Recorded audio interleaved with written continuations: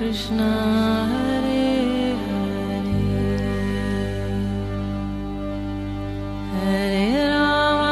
हरे राम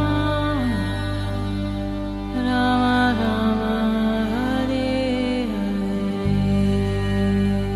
नमस्कार, radio Manav Rachna 107.8 FM पर मैं हूँ सरिता आपके साथ और शुरू हो चुका है प्रोग्राम आत्मदर्शन।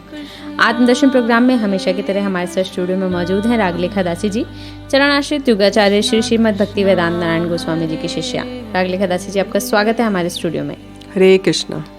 प्रोग्राम आत्मदर्शन में हम जिस पुस्तक के विषय में आजकल बात कर रहे हैं वो है श्री गुरांग सुधा, जो मिश्रण है चैतन्य चरित्रामृत और चैतन्य भागवत का, जिसे लिखा है वृंदावन के एक सज्जन महापुरुष ने। और इस पुस्तक में बहुत सारी लीलाओं का वर्णन किया गया है प्रभु श्री कृष्ण की।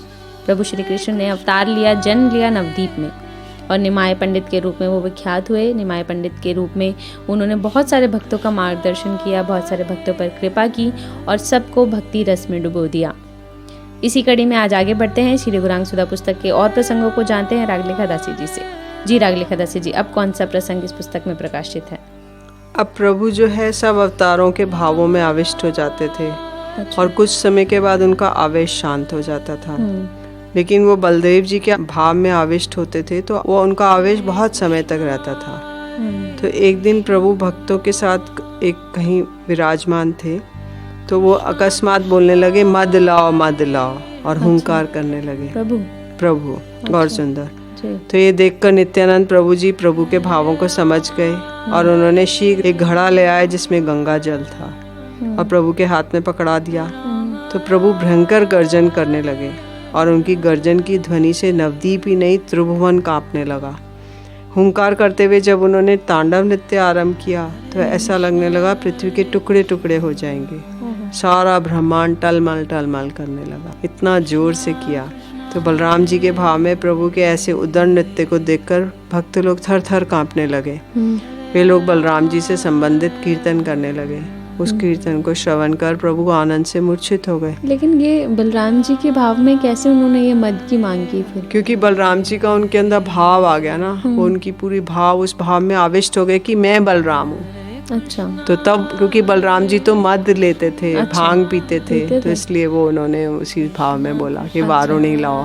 अच्छा। फिर वो आनंद से मूर्छित हो गए और उसके बाद जब उनकी मूर्छा भंग हुई तो वो आंगन में चारों ओर दौड़ने लगे। उसी समय बलराम जी के आवेश में प्रभु के सौंदर्य का दर्शन कर भक्तों का मन ही नहीं भर रहा था। एक तो प्रभु का मुखचंद है ही सुंदर और आज तो उनके मुखचंद की शोभा अनिवर्चनीय हो रही थी और मुख से वो बाबा नित्यानंद निकल रहा था उनके मुख से, नित्यानंद। और वे रोते रोते कहने लगे मेरे प्राण निकल रहे हैं। तो इसलिए नित्यानंद प्रभु के भाव में विभोर होकर ऐसी लीलाएं कर रहे हैं जी। फिर कभी कभी प्रभु गोपियों के विरह भाव में आविष्ट हो जाते थे। अच्छा। और वे इस समय चित्कार करते कि इतना रोते थे कि उसको सुनकर सारा अनंत ब्रह्मांड विदीर्ण हो जाते थे। कृष्ण के मथुरा चले जाने पर आकाश में चंद्र का दर्शन कर कृष्ण के विरह में गोपियों की जैसी अवस्था होती थी वैसी अवस्था प्रभु की भी हो जाती थी। जैसे जब कृष्ण चले गए मथुरा से तो गोपियों ने इतना विरह विलाप किया तो वो अवस्था प्रभु की हो गई। तो प्रभु अब भक्तों के गले से लिपट कर फूट फूट कर रोने लगते। प्रभु को इस प्रकार भाव विवल्द होते देखकर घर के भीतर सची माता क्रंदन करने लगती। एक दिन प्रभु गोपी भाव में आविष्ट होकर वृंदावन वृंदावन गोपी गोपी उच्चारण कर रहे थे। उसी समय एक छात्र वहां पर आ पहुंचा। प्रभु के मर्म को वो ना जानकर कहने लगा, निमाय पंडित जी आप गोपी गोपी क्यों कर रहे हैं? गोपी गोपी की छोड़कर आपको कृष्ण कृष्ण कहना चाहिए, क्योंकि गोपी गोपी कहने से क्या पुण्य होगा। शास्त्रों में सर्वत्र कृष्ण नाम की महिमा है, राधा नाम की नहीं है। वह मूर्ख प्रभु के भावों को ना समझ सका। प्रभु कहने लगे, कृष्ण तो ठग है, लंपट है, उनका भजन कौन करता है, जिन्होंने कृतज्ञ की भांति निर्दोष बाली को मार डाला और जिन्होंने स्त्री जीत कहलाने पर भी एक स्त्री के नाक कान काट लिए शूर्पणखा के।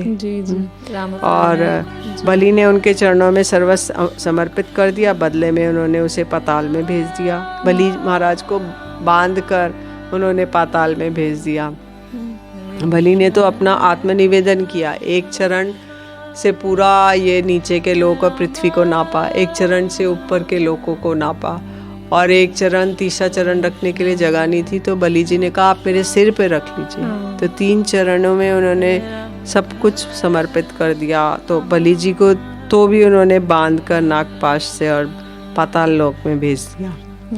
वो बोले छात्र से कि तुम कृष्ण का नाम लेने से मेरा क्या कल्याण होगा, कृष्ण तो कितने लंपट है, कितने छलियां हैं, देखो सबको धोखा देते हैं, तो मेरा क्या कल्याण होगा। तो ऐसे करके प्रभु हाथ में एक लठिया लेके उस छात्र को मारने के लिए दौड़े। वो देखकर छात्र तो भयभीत हो गया और वो भागा, परंतु प्रभु उसको पकड़ो पकड़ो कह के उसके पीछे पीछे दौड़ पड़े। सब छात्र भयभीत हो गए, तीव्र गति से दौड़ते दौड़ते अपने अपने दल में जा मिले। उसके बाद प्रभु के भक्तगण प्रभु को पकड़कर वापस ले आए और उन्हें शांत किया। इधर उस छात्र का शरीर पसीने से लथपथ हो गया और वे लंबी लंबी सांसें ले रहा था। उसकी ऐसी अवस्था देख के जो अन्य छात्र थे उन्होंने उसका कारण पूछा, तो वो कहने लगा क्या पूछते हो, आज तो मेरे प्राण ही बच गए, मैं तो प्राण चले जाते।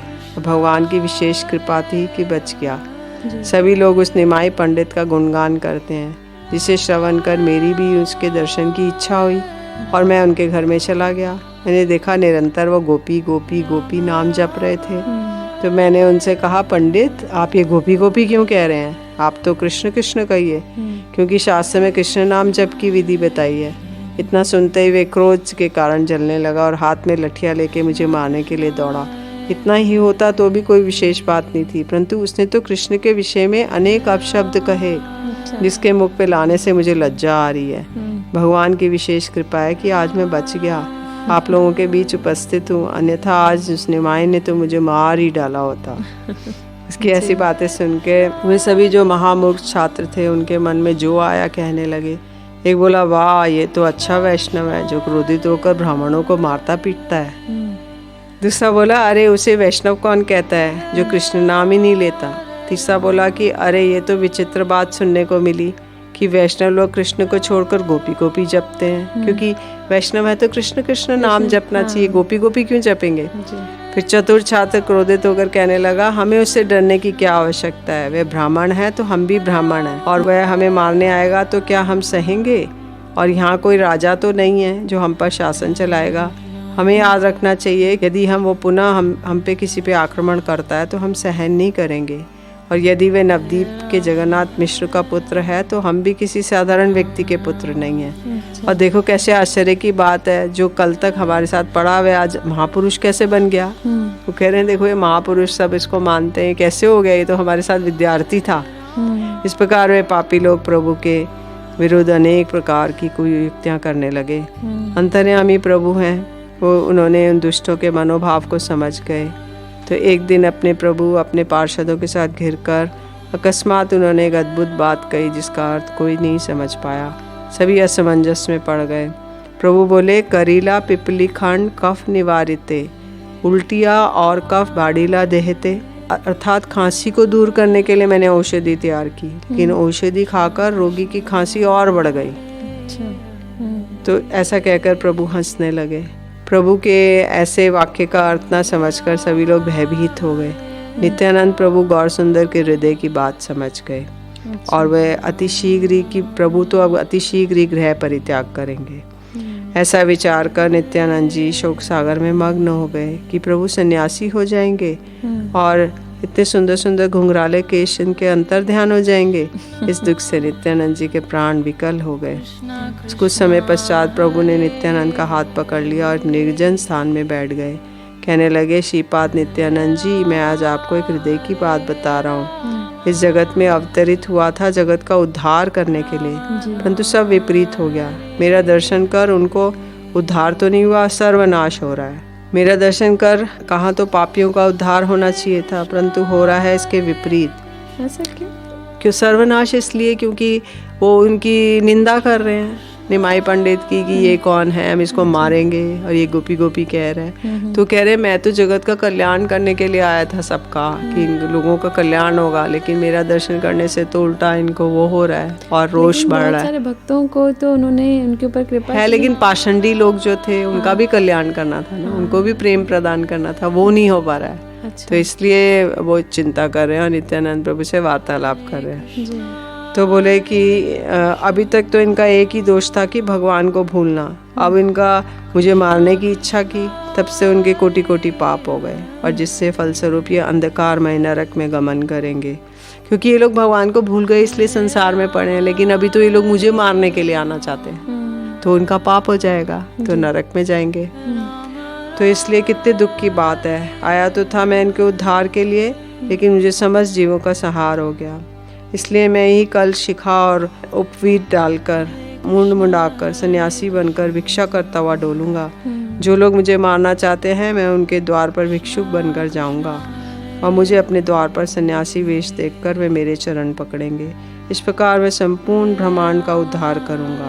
सन्यासी के दर्शन कर प्राय सभी लोग स्वाभाविक रूप से उन्हें नमस्कार करते हैं। तो वो बोल रहे हैं कि अगर मैं अभी की स्थिति में तो ये लोग मेरा सम्मान नहीं कर रहे हैं, तो यदि मैं सन्यासी बन जाऊंगा तब मेरा सम्मान करेंगे और मुझे प्रणाम करेंगे, तो इनका भव रोग दूर होगा। यदि मुझे प्रणाम नहीं करेंगे और मेरे प्रति द्वेष बुद्धि रखेंगे, रोष रखेंगे, तो इनका कल्याण नहीं होगा। इसलिए मैं चाहता हूँ कि मैं संन्यास ग्रहण कर लूँ।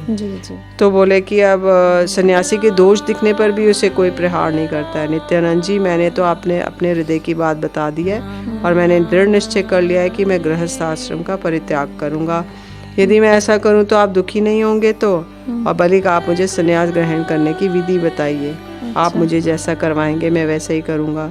यदि आप मुझसे जगत का उद्धार करवाना चाहते हैं तो इस विषय में आप मेरे मार्ग में बाधा नहीं पहुंचाएंगे। मुझे संन्यास वेश ग्रहण करते देखकर आप दुखी नहीं होंगे, क्योंकि आप तो मेरे अवतार का कारण जानते ही हैं। जी जी बिल्कुल। प्रभु ने इच्छा जाहिर कर दी है कि वो संन्यास लेना चाहते हैं, क्योंकि वो उन पाषंडियों का कल्याण करना चाहते हैं जो सन्यासी लोगों को देखकर उनके आगे नतमस्तक होते हैं, ना कि उनके गुणों को देखकर। जी रेडियो मानव रचना 107.8 FM पर आगे और भी बहुत कुछ जानेंगे रागलिका दासी जी से इन लीलाओं के बारे में, लेकिन अभी लेते हैं एक छोटा सा ब्रेक, सुनते हैं एक प्यारा सा भजन, फिर लौट कर आते हैं। आप जुड़े रहिए रेडियो मानव रचना 107.8 FM के साथ प्रोग्राम आत्मदर्शन में। Feel good feel live.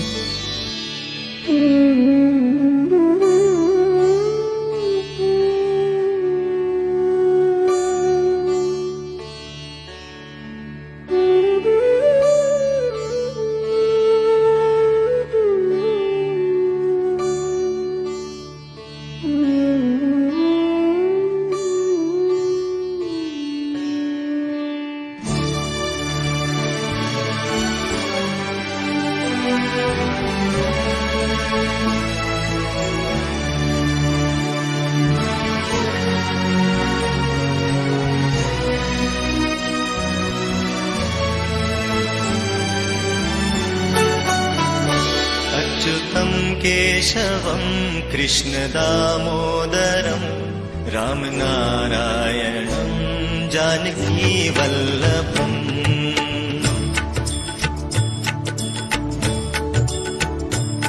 अच्युतं केशवं कृष्णदामोदरं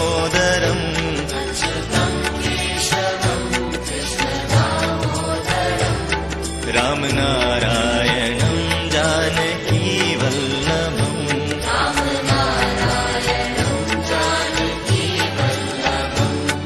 कौन कहते हैं भगवान आते नहीं,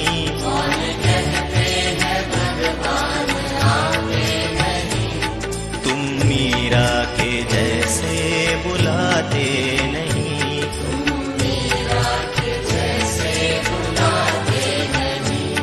अच्युतं केशवं कृष्णदामोदरम्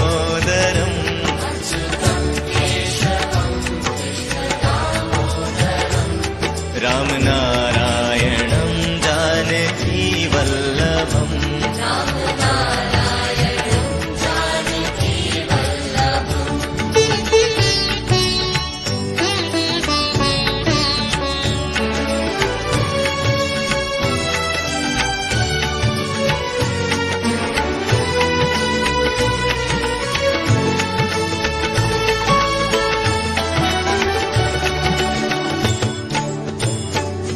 कौन कहते हैं भगवान खाते नहीं,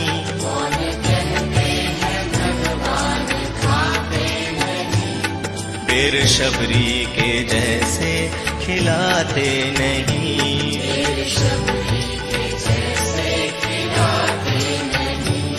अच्युतं केशवं कृष्ण दामोदरम्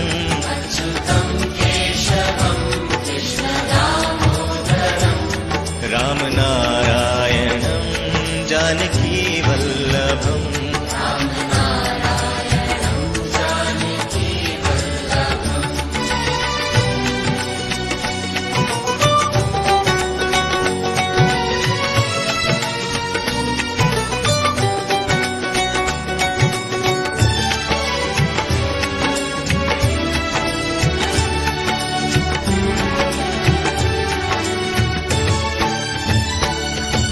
कहते हैं भगवान सोते नहीं,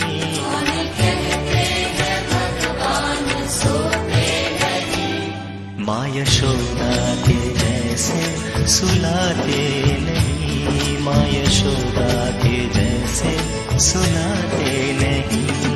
अच्युतं केशवं कृष्ण दामोदरम्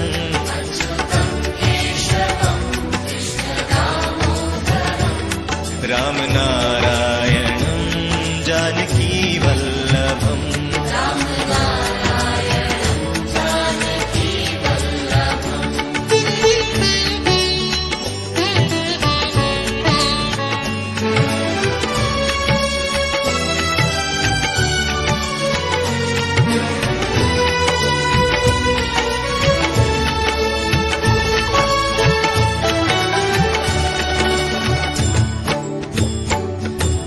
कहते हैं भगवान नाचते नहीं,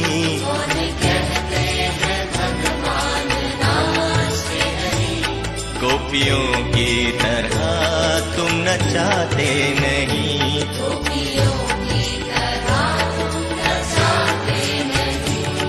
अच्युतं केशवं कृष्ण दामोदरम्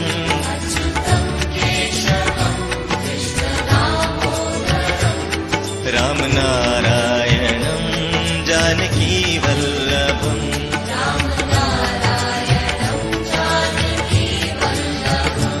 अच्युतं केशवं Krishna दामोदरम्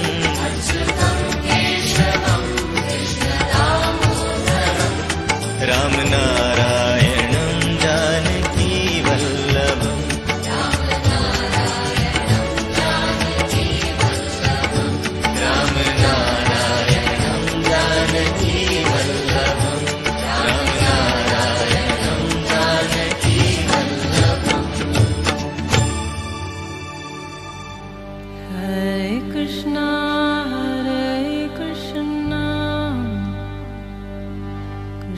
Krishna Hare Hare Hare Rama Rama Rama Hare Hare। स्वागत है आप सभी का एक बार फिर रेडियो मानव रचना 107.8 FM पर। मैं हूँ सरिता, आपके साथ प्रोग्राम चल रहा है आत्मदर्शन। आत्मदर्शन प्रोग्राम में जान रहे हैं गौर सुंदर के विषय में, यानी कि निमाय पंडित जो चैतन्य महाप्रभु जी हैं, लेकिन वो इस रूप में कैसे विख्यात हुए ये हम इस पुस्तक के माध्यम से आगे जानेंगे, श्री गौरांग सुधा पुस्तक के माध्यम से। और अभी जो हमने रागलिखा दासी जी से जाना ब्रेक पर जाने से पहले कि किस तरह से प्रभु ने जो है वो सन्यासी रूप धारण करने का निर्णय ले लिया है और क्या वो अब सन्यासी बने, किस तरह से उन्होंने लोगों का उद्धार किया, ये जानते हैं रागलिखा दासी जी से। जी, अब नित्यानंद जी सोचने लगे कि इनका मस्तक मुंडन हो जाएगा, तो उनका हृदय विदीर्ण हो गया और वे सोचने लगे मैं इन्हें कौन सी विधि बताऊं। और ये भी निश्चित है कि जब इनकी इच्छा हो चुकी है तो ये संन्यास अवश्य ग्रहण करेंगे। इसलिए कुछ चिंता करने के बाद वे बोले प्रभु आप तो स्वतंत्र इच्छामय हैं, आप तो स्वतंत्र ईश्वर हैं, आप जो भी कुछ चिंता करते हैं उसके विरुद्ध तो कोई कैसे जा सकता है। किसका सामर्थ्य है कि आपको विधि निषेध के विषय में उपदेश कर सके। आप समस्त लोगों के नाथ हैं, जैसे करने से अच्छा हो आप वैसे ही अच्छी प्रकार जानते हैं। आप जिस प्रकार जगत का उद्धार करेंगे वह आप ही जानते हैं, अन्य कोई नहीं।